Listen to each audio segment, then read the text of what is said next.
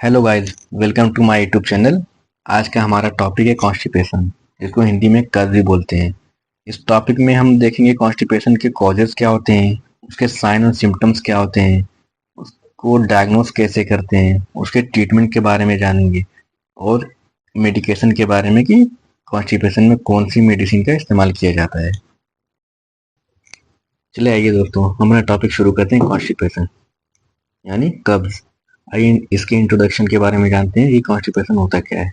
Constipation is such a problem due to which the stomach of the patient is not cleaned properly and there are many problems during defecation. Constipation एक problem है जिसकी वजह से patient का stomach जो होता है properly तरीके से क्लीन नहीं होता है और उसको बहुत ही दिक्कत का सामना करना पड़ता है डिफिकेशन के time. Due to this the patient has to go for defecation many times. Constipation के कारण पेशेंट को बार बार मोशन करने के लिए जाना पड़ता है, फिर भी उसको पूरी तरीके से खुलकर मोशन नहीं पास आउट होता है। Laziness remains throughout the day due to lack of stomach, और इसी कारण उसका पेट भरा भरा सा महसूस होता है और वो खाना नहीं खाता, जिसकी वजह से पेशेंट को बहुत ही लेजीनेस और वीकनेस जैसा फील होता है। चलिए अब हम अपनी नेक्स्ट पॉइंट की तरफ चलते हैं। Constipation occurs when bowel movement become less frequent and stool become difficult to pass.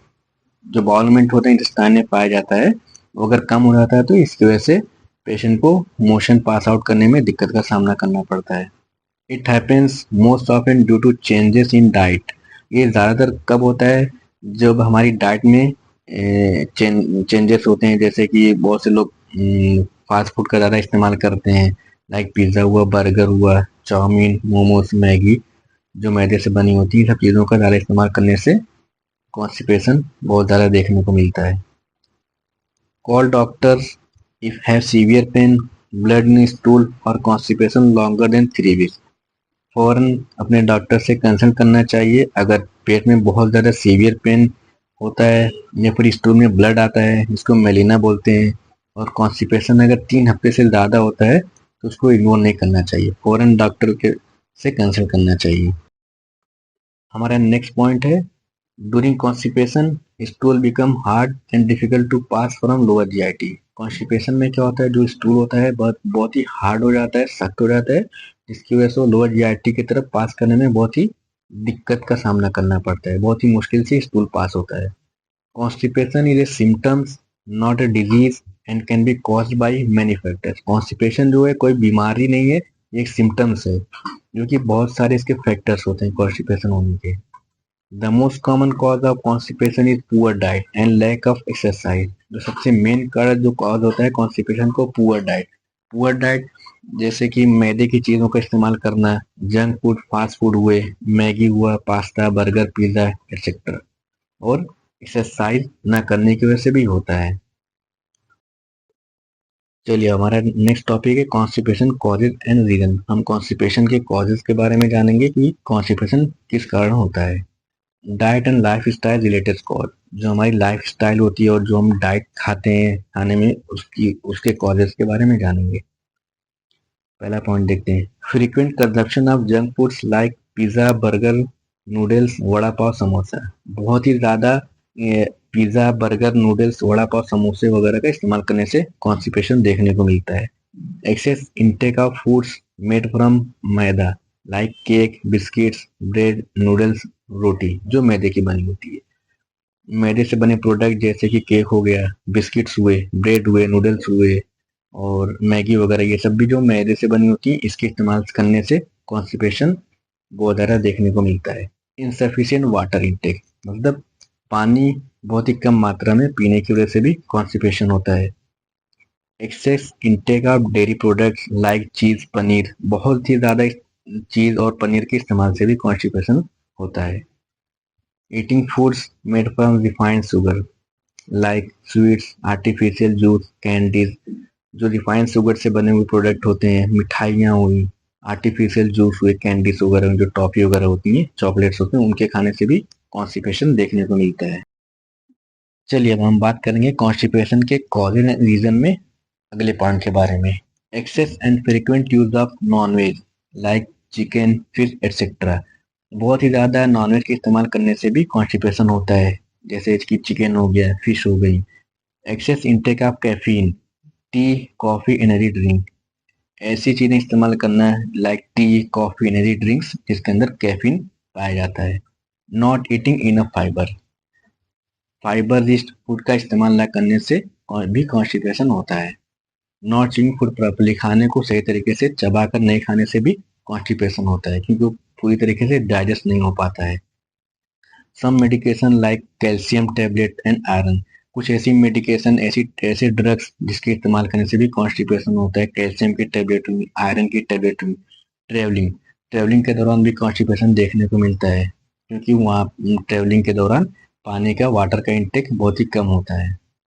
Sedentary life style, बहुत ही आरामदायक लाइफ जो गुजारते हैं, जो बैठे ही रहते हैं, फिजिकल एक्टिविटी कुछ नहीं होती है, उसकी वजह से भी होता है।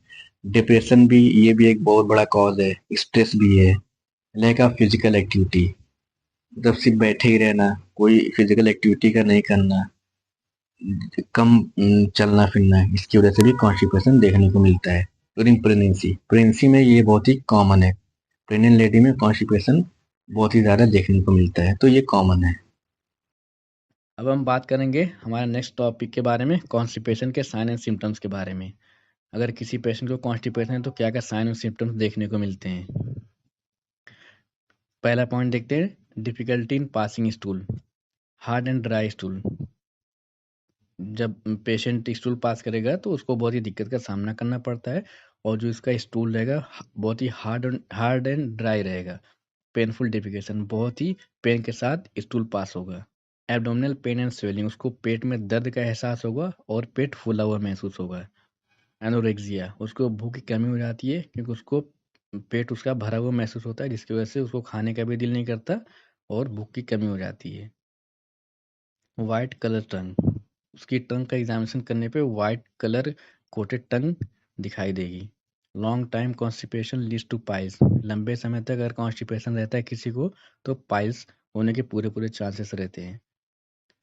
फीलिंग लेजी होल डे, पूरे टाइम उसको सुस्ती का एहसास होगा। फीलिंग लाइक नोजिया, जी मिचलाएगा उसका। Feeling that not all stool pass, ऐसा महसूस होगा कि पूरी तरीके से स्टूल पास नहीं हुआ है। A feeling that the rectum is blocked, ऐसा महसूस होगा जो एनएस का रास्ता होता है जिसको रेक्टम बोलते हैं वो ब्लॉक्ड है। अब देखते हैं कि कॉन्स्टिपेशन की डायग्नोसिस करने के लिए क्या क्या टेस्ट कराया जाता है। सबसे पहले तो उसकी मेडिकल हिस्ट्री लेंगे, उससे खुद से ही क्वेश्चन करेंगे मरीज से। दूसरा फिजिकल एग्जामिनेशन, फिर ऑर्डर रूटीन ब्लड टेस्ट, कुछ ब्लड टेस्ट का एग्जामिनेशन कराएंगे। यूरिन स्टूल टेस्ट कराएंगे। Other diagnostic taste like ultrasound, sonography, sigmoidoscopy, colonoscopy कराएंगे। अब हम बात करेंगे कॉन्स्टिपेशन के ट्रीटमेंट के बारे में। सबसे पहला है हेल्दी डाइट लेंगे, यानी जंक फूड, फास्ट फूड, जो मैदे से बनी हुई चीज़ों को अवॉइड करेंगे और हेल्दी फूड लेंगे। ईटिंग मोर हाई फाइबर्स, हाई फाइबर का ज़्यादा इस्तेमाल करेंगे। Drink a lot of water, पानी का ज़्यादा से ज़्यादा इस्तेमाल करेंगे। फिजिकल एक्टिविटी, यानी कि जिम हो गया, एक्सरसाइज करना, वॉक करना, रनिंग करना। एब्डोमिनल मसाज करेंगे और मेडिसिन भी लेंगे। मेडिसिन फॉर कॉन्स्टिपेशन, कॉन्स्टिपेशन में इस्तेमाल की जाने वाली मेडिसिन के बारे में बात करेंगे। पहली जो मेडिसिन है टैबलेट डेल्कोलेक्स, जो कि 5 mg और 10 mg की स्ट्रेंथ में आती है, जिसका फार्मूला होता है बिसाइकोडिल। 2 tablet of 5 mg HS after dinner. अगर 5 mg का टैबलेट है तो उसको रात में डिनर के बाद 2 टैबलेट देंगे, और अगर 10 mg का टैबलेट है तो उसको डिनर के बाद रात में 1 टैबलेट देंगे। दूसरा देखते हैं डेल्कोलेक्स सपोजिटरी। बिसाइकोडिल की सपोजिटरी भी आती है। 5 mg की जो सपोजिटरी होती है वो बच्चों में इस्तेमाल की जाती है, जिसको रेक्टल रूट से दिया जाता है। और 10 mg की जो सपोजिटरी होती है वो एडल्ट के लिए दी जाती है, जो वो भी रेक्टल रूट से दिया जाता है। तीसरी जो मेडिसिन है वो सिरप लैक्टुलोज, बहुत सारी ब्रांड के नाम से मार्केट में अवेलेबल है। लूज हुआ, डल्फोलेक हुआ। इसका जो एडल्ट डोज होगा 30 ml HS आफ्टर डिनर, यानी 30 ml रात को खाना खाने के बाद देंगे पेशेंट को। और बच्चों का जो डोज होता है 1 साल से 10 साल के बच्चों का जो डोज होता है 10 से 15 ml HS आफ्टर डिनर, रात का खाना खाने के बाद देंगे। और ये डायबिटिक पेशेंट को नहीं देते। नेक्स्ट हमारी मेडिसिन है सिरप क्रेमाफिन। मार्केट में बहुत से नाम से अवेलेबल है। सबसे जो फेमस ब्रांड है क्रेमाफिन के नाम से आता है, स्मूथ के नाम से आता है। जो इसका एडल्ट डोज हो गया 15 to 20 ml HS after dinner, 15 से 20 ml रात को डिनर के बाद देंगे। और जो चाइल्ड डोज होता है इसका 1.5 से 10 साल के बच्चों में दिया जाता है और 5 से 10 ml रात को खाना खाने के बाद दिया जाता है। Thank you for watching my video guys. Please channel को सब्सक्राइब कर लें और बेल आइकन को प्रेस कर लें, जिससे हमारी न्यू वीडियो का नोटिफिकेशन आपको फ़ौरन मिल जाए। और वीडियो को लाइक करें, दोस्तों को शेयर करें। Important point, don't use any medicine without कंसल्टेंस your doctor. कोई भी मेडिसिन बिना डॉक्टर के कंसल्ट के बिना नहीं लें।